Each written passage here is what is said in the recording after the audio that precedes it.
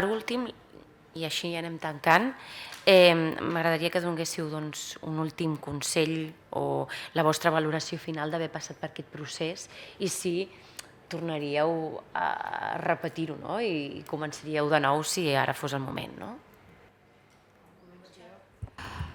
A veure, jo diria paraules clau. La primer, per posar-te amb això necessites passió pel que fas. Si no tens passió i no t'agrada, no t'hi posis. Necessites la col·laboració dels pacients, és a dir, sempre has de treballar amb un usuari de la salut normalment, en el nostre camp, que no fem recerca bàsica, que es deixi i permeti aplicar aquestes proves. Paciència. Paciència és la mare de la ciència i de la innovació. Si no tens paciència no pots fer-ho, no?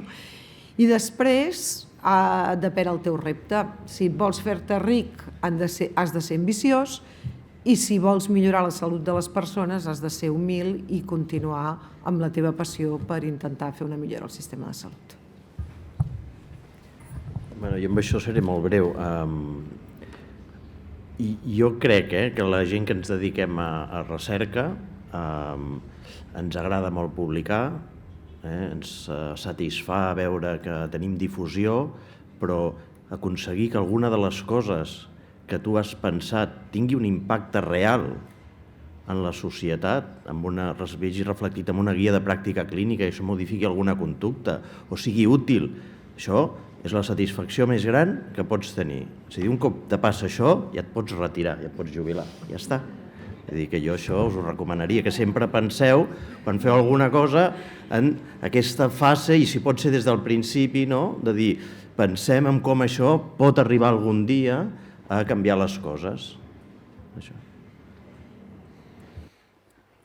Molt d'acord amb el tema de la passió, molt d'acord amb tot el que ja heu dit. Jo no sé fins a quin punt ho esculls o no esculls. Jo crec que tens un caràcter que fa que et tiris a la piscina cada punyetera vegada i que quan estàs a la piscina diguis què punyetes foto aquí, que ja estava sec i ja estava calentó fora. A mi, com a mi me'n passa, que a vegada que em prenc alguna cosa és amb molta passió, molta il·lusió, però després hi ha molts moments que són durs, que són molt complicats.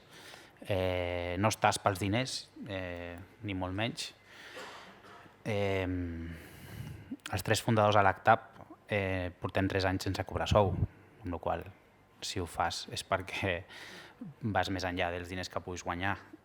Però jo crec que t'agrada innovar, t'agrada generar impacte i t'hi tires perquè no ho saps fer d'una altra manera tampoc. Sempre tots aportem alguna cosa al nostre entorn i si ets emprenedor doncs aportes emprenent i ajudant altres persones i fent això.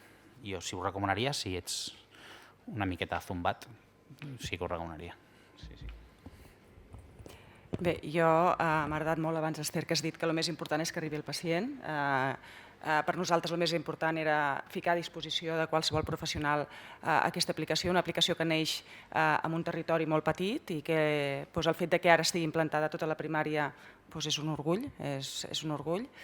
I això, crec que és molt important també la generositat de compartir les coses, perquè a mesura que compartim creixem entre nosaltres. I no res més, afegir el mateix que ha dit la Conxa, també ho trobo més del mateix. Molt bé, ara obriré les preguntes a tots vosaltres. Si voleu anar aixecant la mà i anem passant amb el micro i els hi fem les preguntes que vosaltres tingueu. Tenim 10 minutets, com a molt, i llavors les que són més privades, més íntimes d'un cas concret, les podem fer al networking. D'acord?